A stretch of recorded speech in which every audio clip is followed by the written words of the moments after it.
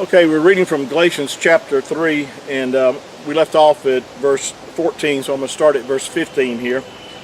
And Paul says, "Brethren, I speak after the manner of men, though it be but a man's covenant, yet if it be confirmed, no man disannuls," or in other words, takes away, or does he add to it. In other words, man can't take away from this covenant or add anything to it.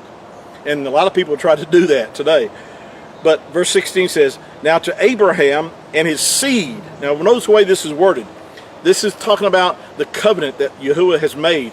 And it says, "Now to Abraham and to his seed," listen to the rest of this, "were the promises made. He said not into seeds, plural,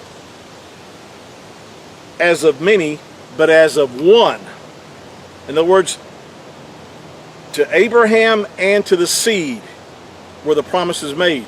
Now who is the seed? It's talking about Mashiach, Messiah. Because it's what he says here. "And to your seed, which is Mashiach," or Messiah.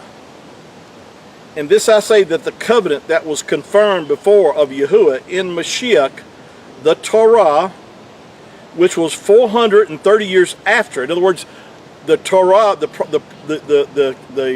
commandments of the Torah came 430 years after the covenant was made with Abraham and with the seed being Mashiach. It says here that could not disannul, that it make the promise of none effect. What he's actually saying here is that the Torah and the commandments had no effect on the promise that was made with Abraham and with the seed, which is the Messiah. In other words, it had nothing to disannul the promise. In other words, to make it of none effect. And then it says here in verse, that in fact that's what he says, "cannot disannul, that it should make the promise of none effect." In other words, the Torah could not disallow or cause the promise to be not effectual or not effective. Verse 18, "For if the inheritance be of the Torah, it is no more a promise, but Yahuwah gave it to Abraham by how? By promise."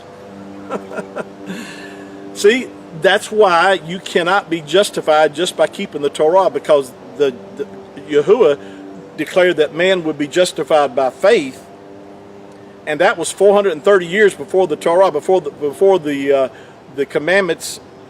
And this is saying here that it would not make, or in other words, change the promise that was made to Abraham and to his seed. What was the promise? That he would receive the Ruach. Because Abraham believed Yahuwah, he would become the father of many nations. And we see that has happened down through the centuries, that many have been given the Ruach, the Spirit, and have received the promise of the Spirit. How? Through faith. Thank you for your time this afternoon. Shalom.